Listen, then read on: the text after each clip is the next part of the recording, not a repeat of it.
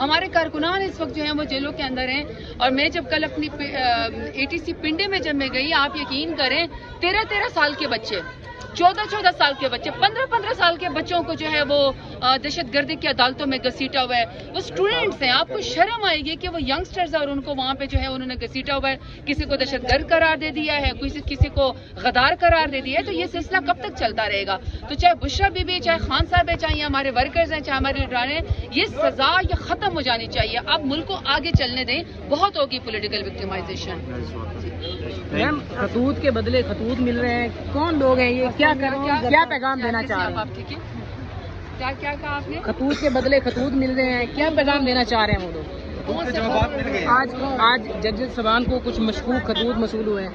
دیکھیں, جو ججز صاحبان نے اپنے خطوط کے اندر جو انہوں نے سپریم جوڈیشل کونسل کو لکھا ہے, جو انہوں نے اپنی چیزیں اس کے اندر بیان کی ہیں, ڈرائنگ روم تک لوگوں کے بیڈ روم تک پہنچ گئے ہیں, وہاں پہ لوگوں کو بلیک میل کر کے, لوگ جو ہیں ٹارچر کر کے, ویڈیوز بنا کے زبردستی کے فیصلے کروائے جا رہے ہیں. اور دیکھیں اس کا بینیفیشری کون ہے؟ اس کا بینیفیشری خالص نواز شریف, شہباز شریف اور مریم اور یہ پورا خاندان ہے, PMLN ہے. یہ پورا کا پورا خاندان جو بینیفیشری ہے اس سارے سسٹم کا. تو یہ خطوط کا سلسلہ بھی بند ہونا چاہیے, ورنہ اگر یہ ججوں کو انصاف نہ ملا, اگر ملک کو انصاف نہیں ملا, تو جب بھی فیصلے ہوں گے نا اس کے اوپر لوگ سوال اٹھائیں گے. میم سنم بسم اللہ جی, بسم اللہ کریں یار. افطاری سے تھوڑی دیر پہلے اتنا اونچا نہیں بولا جاتا. سر آپ تو بہت بسم اللہ کریں سر. جی سر. جی بسم اللہ الرحمن الرحیم. بسم اللہ الرحمن الرحیم.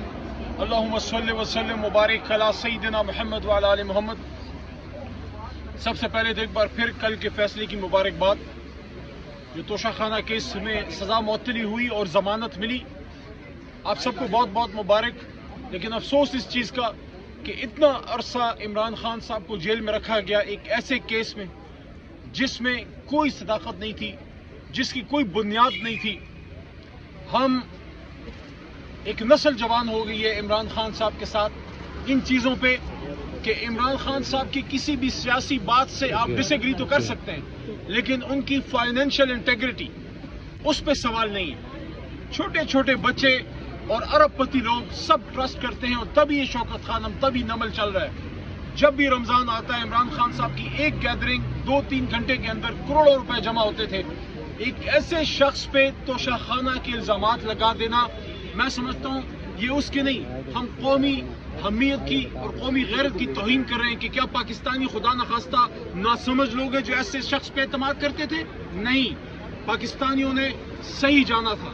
جس شخص پہ پاکستانیوں نے اعتماد کیا ہے اس شخص نے کبھی پاکستان